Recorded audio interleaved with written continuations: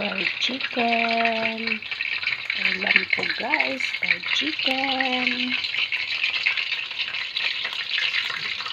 Yummy fried chicken. Kain tayo. Pulang-pula na ang fried chicken ko. Hinaan ko lang ang apoy. Nasunog. Patayin ko na nga. Luto na ang fried chicken ko. Thanks for watching guys. Ulam na this.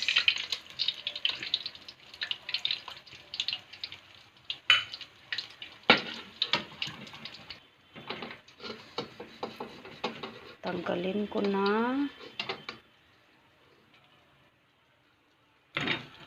Pangulam.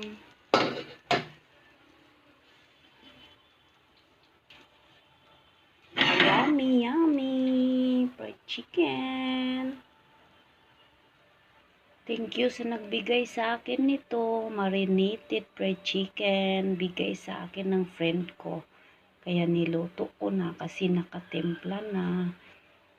Minamarinate na niya ito. Thank you Ate Nelds sa fried chicken mo.